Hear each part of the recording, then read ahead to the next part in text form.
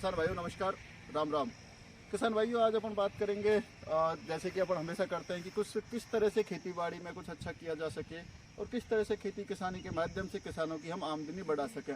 इन टॉपिकों पे अक्सर हम लोग आपसे चर्चा करते रहते हैं और जहाँ भी हमें कुछ अच्छी चीज़ें देखने को मिलती हैं वो हम आप लोगों तक पहुँचाने का काम करते हैं।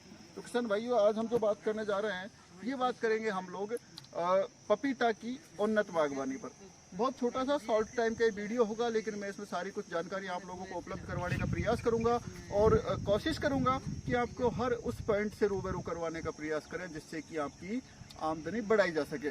तो किसान भाइयों जैसे कि मैंने आपको बताया था कि अपन पपीता के उन्नत खेती के बारे में बात करेंगे। तो सबसे पहले बात आती है इसकी जलवायु और मिट्टी। कैसी जलवायु की आवश्यकता है और कैसी मिट्टी इसके लिए चाहिए। तो मैं आपको बताना चाहूँगा कि पपीते के लिए जो जलवायु सर्वश्रेष्ठ जलवायु मानी जाती है वो मानी जाती है जिसमें टेम्परेचर लगभग 40 डिग्री तक रहे, इससे ज़्यादा ना जाए और बहुत ज़्यादा ठंड भी नहीं होनी चाहिए। यानी कि 15 डिग्री से लेकर के 40 डिग्री के लगभग का तापमान इसके लिए अपन वहाँ खेती कर सकते हैं, क्योंकि अधिक इसके लिए सर्दी भी हानिकारक होती है और अधिक गर्मी भी इसके लिए बहुत हानिकारक होती है। इसके लिए जो मिट्टी है, मिट्टी इसकी ऐसी होनी चाहिए जिसमें जल निकास की अच्छी व्यवस्था हो, उसमें पानी का निकास हो सके, पानी भरा हुआ नहीं रहना चाहिए। यदि आपके पपीते के खेत में पानी भरा हुआ रहता है तो उसमें आपको निश्चित रूप से नुकसान होता है और किसानों को बड़ा नुकसान उठाना पड़ता है। एक रात यदि इसमें पानी आपने भरा रह गया तो वहाँ पे सड़न चालू हो जाती है और तने के पास में जो गलन होती है उसकी वजह से आपके पौधे खराब होकर के आपको बड़ा नुकसान उससे होता है। अब आगे इसकी जो इम्पोर्टेंट बात आती है, सबसे अच्छी और सबसे महत्वपूर्ण जो ध्यान रखने योग्य बात है वो होती है वैरायटी का चयन। लेकिन वैरायटी के चयन से पहले मैं आपको एक और बताना चाहूँगा कि इसके लिए आपको प्लानिंग एंड लेआउट कैसे करना है, किस तरह से आपको गड्ढे तैयार करने हैं, किस तरह से आपको पपीते को अपने बगीचे को आपको सेटअप करना है। तो सबसे पहले मैं आप लोगों को उसके बारे में बताना चाहूँगा कि आप जो बगीचा सेटअप कर रहे हैं तो बगीचा सेटअप से पूर्व आप इसमें प्रॉपर तरीके से गड्ढे बनाएं। प्रॉपर तरीके से आपने जैसे कि डिस्टेंस आपको रखना है, ये वैरायटियों के ऊपर डिपेंड करता है आप कौन सी किस्म लगा रहे हैं और उस किस्म की हाइट क्या है, उसकी प्रवृत्ति क्या है, उसके आधार पे आपको गड्ढे का चयन करना है। अमूमन हम जो पपीते में दूरी रखते हैं वो रखते हैं 3x3 यदि बड़ी वैरायटियाँ हैं तो। लेकिन आजकल जो हम यूज कर रहे हैं ज़्यादातर जो हमारे किसान भाई जिस डिस्टेंस पे लगाते हैं वो है 2x2, यानी कि पौधे से पौधे की दूरी 2 और पंक्ति से पंक्ति की दूरी भी 2 मीटर। 2 मीटर का मतलब 6 फीट के लगभग हम इसकी दूरी रखते हैं। अब कुछ वैरायटी हमारी ऐसी हैं जो बहुत ज़्यादा हाई डेंसिटी पे लगाई जाती हैं। उन वैरायटियों की जो डिस्टेंस है वो हम 1.5x1.5 मीटर के रख देते हैं और पूसा नन्ना जैसी वैरायटी हैं उनका 1.5x1.5 मीटर की दूरी पे भी हम लगा देते हैं। अब ये तो हो गया दूरी का बात। अब दूरी को आपको जैसे करने इसका लेआउट बनाना है तो लेआउट जो बनाते हैं वो मेड से आधी दूरी पर बनाते हैं। जैसे आपने पपीते की दूरी रखी 2x2 मीटर तो मेड से जो पहली लाइन खींचोगे वो आप खींचोगे 1 मीटर दूरी पर। उसके बाद अगली जो लाइन वो 2-2 मीटर की दूरी पर। अब दोनों साइड से जब आप ये लाइनिंग करते हैं तो जहाँ पे जो लाइन क्रॉस करती है उस जगह पे आपको गड्ढे को बनाना है। अब गड्ढा आप कैसे बनाओगे तो उसमें गड्ढे की जो साइज है पपीते के लिए वो 50 सेंटीमीटर गहरा, 50 सेंटीमीटर लंबा और 50 सेंटीमीटर चौड़ा गड्ढा अपन बनाते हैं। अब जो 50 सेंटीमीटर का गड्ढा अपन बनाते हैं तो उसमें अपन क्या करते हैं 50x50x50 पे जब बनाते हैं तो उसके ऊपर की 25 से 30 सेंटीमीटर की मिट्टी, 25-30 सेंटीमीटर की जो मिट्टी है वो एक साइड करते हैं। आगे की जो 25-30 सेंटीमीटर जो नीचे वाली मिट्टी है उसको हम दूसरी साइड करते हैं। अब उसमें जो हम दोनों साइड मिट्टी को जब आप उसमें करोगे तो जो ऊपर वाली मिट्टी है, जो ऊपर की टॉप मिट्टी है 25 सेंटीमीटर 30 सेंटीमीटर, उस मिट्टी में आप इतना ही गोबर, देसी गोबर की खाद जो 1 साल या 2 साल पुरानी होनी चाहिए। यदि देसी गोबर की खाद के अलावा आपके पास वर्मी कंपोस्ट उपलब्ध है तो आप वर्मी कंपोस्ट भी उसमें मिला सकते हैं। उसके अलावा उसमें आप एसएसपी भी आप मिला सकते हैं। एसएसपी यदि आप मिलाएं तो 500 ग्राम एसएसपी काफ़ी है। डीएपी आप मिलाते हैं तो 250-300 ग्राम डीएपी आप इसमें मिला सकते हैं। इसके अलावा आप इसमें फंजीसाइड्स मतलब फंगस से जो सड़न वगैरह गलन को रोकने के लिए फंजीसाइड दवा जैसे कार्बेंडाजिम को आप 30 ग्राम प्रति गड्ढे के हिसाब से मिला सकते हैं। उसके अलावा कीड़ों को रोकने के लिए जो कीट इसमें लगते हैं, अक्सर दीमक वगैरह की कोई शिकायत आए या दूसरी गिडार या लट की कोई शिकायत आए, तो उस स्थिति में आप इंसेक्टिसाइड के रूप में आप फेनवेलरेट है, आपका क्यूनोलफॉस पाउडर है, क्लोरोपाइरीफॉस पाउडर है, इसको आप मिला सकते हैं। और उसके अलावा उसको जब आपने मिलाया, इसके बाद में आप इसमें थोड़ा बहुत जिंक भी डाल सकते हैं। जिंक क्या है, जिससे कि उसमें फुटान और ग्रोथ अच्छी आती है, तो जिंक भी आप इसके अंदर डाल सकते हैं। और ये सबको मिक्सअप करके उस गड्ढे को आप भर दें। जब आप गड्ढा भर रहे हैं तो एक बात विशेष रूप से ध्यान रखें, गड्ढे को भरते टाइम आप गड्ढे की ऊंचाई ज़मीन से लगभग 15 सेंटीमीटर ऊपर तक रखें। जैसे कि आपका ज़मीन का लेवल है तो इससे 15 सेंटीमीटर यानी कि इतना ऊपर तक आप गड्ढे को भर दें। अब जैसे ही आप इस गड्ढे को भरेंगे तो भरने के बाद में आप इसको छोड़ दें खेत में। और ये खेत में छोड़ने के बाद जैसे भर के आपने गड्ढे को 15 सेंटीमीटर लगभग ज़मीन से ऊपर तक भरा और उसको आपने छोड़ दिया, ठीक इस टाइप से आपने जैसे छोड़ा, तो इसमें क्या होगा, ये जो गड्ढा है ये जब बरसात आएगी तो बरसात के टाइम पे ये पानी की वजह से इसमें जैसे जैसे पानी आएगा ये दब जाएगी मिट्टी, और जब दब जाएगी तो ज़मीन के लगभग लेवल आ जाएगा, 2-4 सेंटीमीटर ऊपर बचेगा। अब आपको जब इसमें गड्ढा आपने भर दिया तो आपको पौधा जो लगाना है, अब जैसे हमने ये पौधा लगाया तो इस पौधे में आपको ज़मीन इस गड्ढे में से आपने गड्ढा भर दिया, गड्ढा पूर्णतः सेट हो गया, उसके बाद में इसमें से आपको मिट्टी को निकालना है। जितना जैसे आपका पौधा यदि इतना गहरा पॉलीथीन में लगा हुआ आया है पॉली बैग में, तो आपको इतनी ही मिट्टी निकालनी है और उसके बाद में उस गड्ढे में आपको पौधे को रोप देना है। रोपने के बाद उसको ढंग से दबा देना है। दबाने के बाद में जब आप इसको दबा देंगे उसके बाद में आपको इसमें हल्की सिंचाई कर देनी है।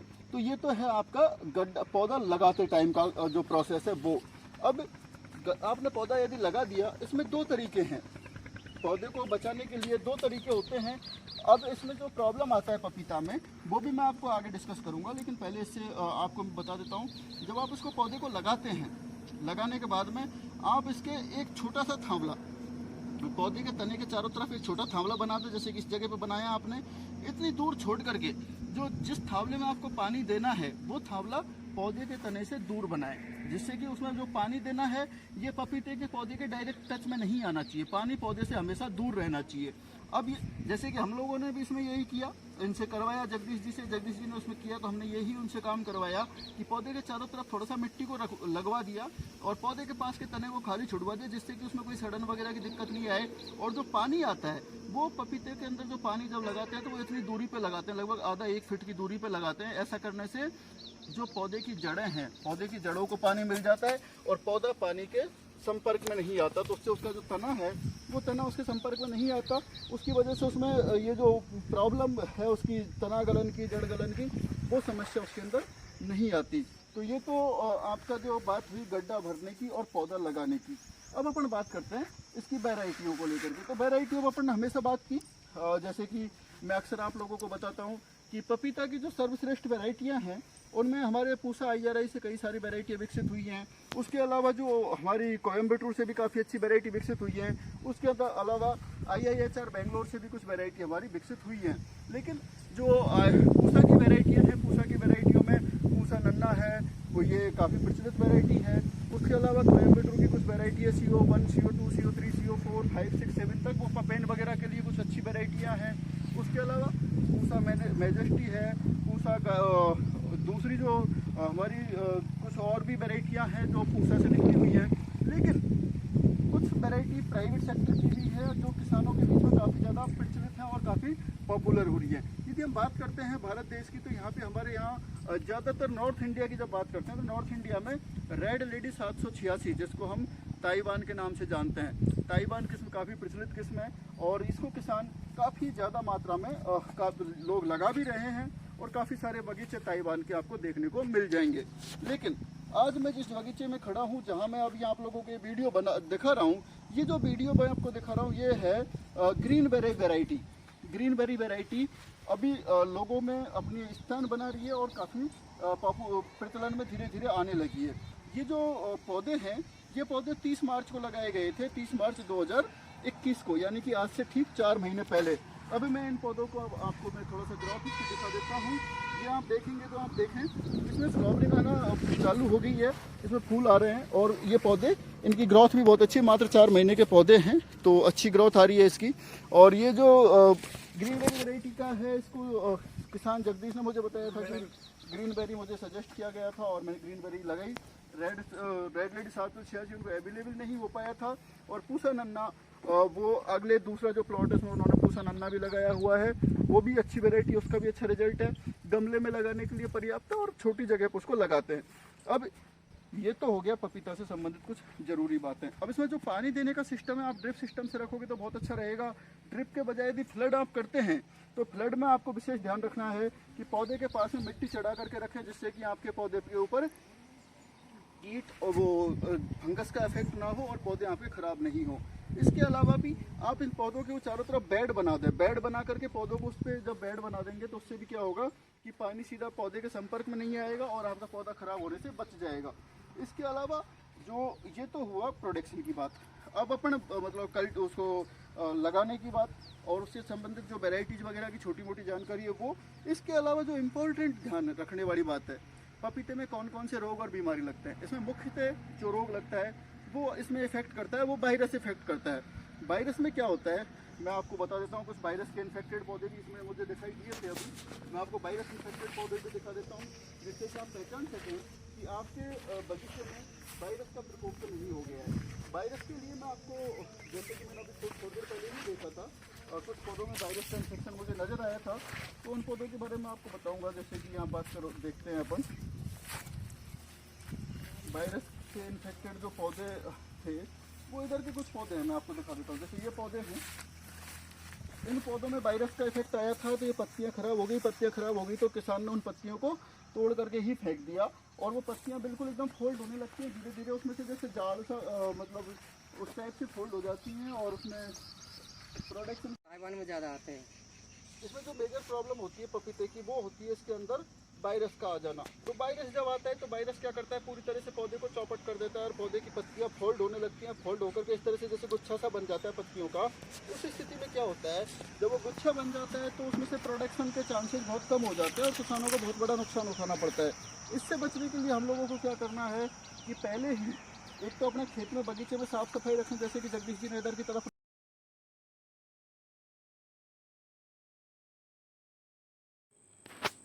पपीता की जो दूसरी सबसे बड़ी समस्या है किसान भाइयों, वो होता है इसमें तनागलन।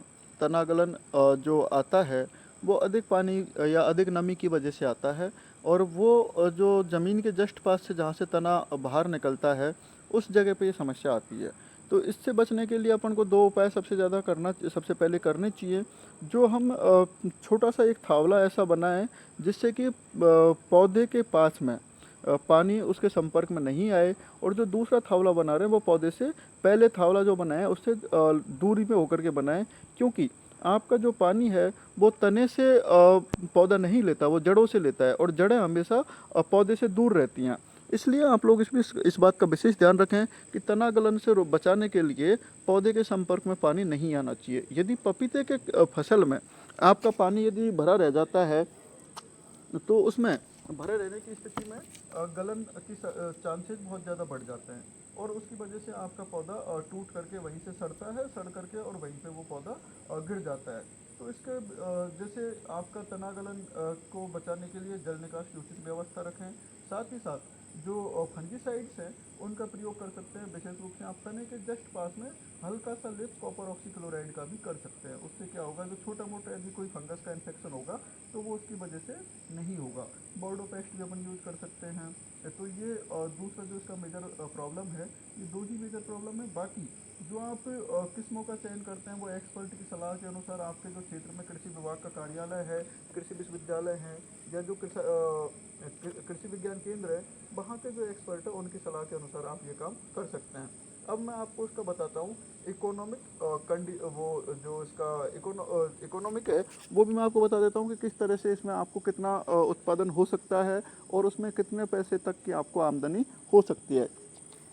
तो किसान भाइयों, जैसा कि मैंने आपको बताया कि 2x2 की डिस्टेंस पे आजकल हम लोग ज़्यादातर जो पपीते की फसलें जो वैरायटी आ रही हैं उनको 2x2 पे लगा रहे हैं, कुछ को 3x3 पे भी लगाते हैं। 3x3 मीटर पे, सपोज दैट अपन बात करते हैं 2x2 मीटर पे, तो 2x2 मीटर पे यदि आप लगाते हैं तो 1 बीघा जिसको हम बोलते हैं 165 इंटू 165 फीट का जो 1 बीघा होता है, उसमें 2500 स्क्वायर मीटर होते हैं। 2500 स्क्वायर मीटर में अपन जब 2x2 पे लगाते हैं तो 2500 डिवाइड बाई 2 इंटू 2 बराबर के 2500 में अपन भाग देंगे, 2 इंटू 2 करेंगे तो 4 का भाग देने पे जो बचता है 625 पौधे लगते हैं 1 बीघा में। 625 पौधे 1 बीघा में लगते हैं। अब वहाँ पे यदि अपन नॉर्मल मान के चलें तो एक पौधे में जैसे बहुत सारी वैरायटियों का अपन बताते हैं 50 किलो, किसी का 80 किलो, और कुछ कंपनी दावा करती है कि हमारा 1 क्विंटल तक फल आ जाता है। लेकिन अपन एक औसत मान के चलते हैं 50 किलो के हिसाब से। 50 किलो यदि अपन एवरेज मान के चलें तो 625 इंटू आप 50 करेंगे तो 625 इंटू 50 करने पे जितना जो आता है प्रोडक्शन, उसका लगभग 31,000 किलो के समथिंग कुछ आएगा। 31,000 किलो के समथिंग यदि आता है तब हम अपन अगली बात करते हैं रेट की। जो पपीता की औसतन रेट है वो कई बार 10, 15, 12, 20 और इस तरह से मिल जाती है। लेकिन अपन एवरेज मान के चलते हैं 8 रुपये किलो। 8 रुपये किलो भी यदि अपन एवरेज मानते हैं पूरे साल का होल सेल के हिसाब से, तो 31 इंटू 8 करते हो तो आप लगभग 2,40,000 के समथिंग 1 बीघा में प्रोडक्शन आता है। अब 2,40,000 का आपका प्रोडक्शन यदि आप बेच देते हैं पपीता, उसके बाद में आप इसका जो कॉस्ट ऑफ कल्टीवेशन है निकालते हैं तो पौधा आपको लगभग 25 रुपये का पड़ता है। फिर आप उसमें ड्रिप सिस्टम लगाते हैं तो वो भी आपका उसका भी आपको गवर्नमेंट ऑफ इंडिया की जो PMKSY योजना है, प्रधानमंत्री कृषि सिंचाई योजना, उसके तहत कुछ उसमें राज्य सरकारों का भी शेष रहता है अपना। तो राज्य सरकार और केंद्र सरकार की जो दोनों की मिली हुई योजना कई जगह सरकारें देती हैं, तो उसमें आपको लगभग 70% तक की सब्सिडी किसानों को मिल जाती है। इसकी अधिक जानकारी के लिए आप अपने जो जिले का कृषि विज्ञान केंद्र, वो कृषि विभाग है, कृषि विभाग में जाकर के, उद्यान विभाग में संपर्क करके आप इसकी पूरी जानकारी ले सकते हैं। और उसकी सब्सिडी के लिए आपको जो भी ज़रूरी दस्तावेज हैं वो आपको वहाँ पे जमा करवाने होते हैं। और ऑनलाइन भी, जैसे जिन राज्यों में ऑनलाइन का दे रखा है वो ऑनलाइन करवा सकते हैं। इसकी जो आपको पूरी जानकारी है वो वहीं विभाग में ही आपको मिल पाती है, क्योंकि अलग अलग राज्यों की अलग अलग गाइडलाइन होती है, तो अलग अलग राज्यों का नियम भी अलग अलग होते हैं। अब आप जब इसमें देखते हैं तो 1,40,000 में से लगभग आपका 1 बीघा में प्रथम साल में 60-70 हज़ार रुपये तक का खर्चा आ जाता है। अगले साल में वो खर्चा और कम होता चला जाता है। तो इस तरह से आप जब पूरा इसको देखेंगे तो उसमें आपको जो लाभ मिलता है वो पर बीघा लगभग 1 लाख से 1.5 लाख रुपये तक आराम से मिल जाता है। लेकिन ये सब चीज़ें डिपेंड करती हैं क्लाइमेटिक कंडीशंस, वहाँ की आपकी देख रेख, पौधे की प्रॉपर केयर और उसका मेंटेनेंस, इन सब चीज़ों के ऊपर ये चीज़ें डिपेंड करती हैं। तो निश्चित रूप से आप लोगों को पपीते की खेती के साथ में जो साफ़ सफाई वाला है उस कॉन्सेप्ट है, इसका भी ध्यान रखना पड़ेगा। आपको इंटरकल्चर ऑपरेशंस का ध्यान रखना पड़ेगा, टाइम टू टाइम आपको स्प्रेज का ध्यान रखना पड़ेगा। और फिर भी कोई दिक्कत आती है तो आपको एक्सपर्ट की सलाह ये जितने भी जो आप काम करते हैं पहले दिन से अंतिम दिन तक, ये एक्सपर्ट की सलाह के अनुसार ही आप करेंगे तो निश्चित रूप से आपको इसमें बेनिफिट होगा। तो किसान भाइयों, मैं उम्मीद करता हूँ आप लोगों के लिए जानकारी काफ़ी लाभकारी साबित होगी। फिर भी आपके यदि कुछ क्वेरीज हैं, कुछ छोटे मोटे आपके दिमाग में कुछ क्वेश्चंस हैं, तो उनको आप कमेंट बॉक्स में डाल दीजिएगा। जैसे ही हम लोग उनको देखेंगे, जैसे ही हम लोगों को टाइम मिलेगा, आपको रिप्लाई करने का भी प्रयास किया जाएगा। आपकी शंकाओं के समाधान के लिए ही इस यूट्यूब चैनल को हम लोगों ने क्रिएट किया है। आपसे उम्मीद करूँगा कि आप अपनी इस जानकारी को, इम्पोर्टेंट जानकारी को अपने दूसरे किसान भाइयों के साथ शेयर करेंगे और साथ ही साथ इस चैनल को भी आप सब्सक्राइब करेंगे। आप सभी को बहुत बहुत धन्यवाद। नमस्कार।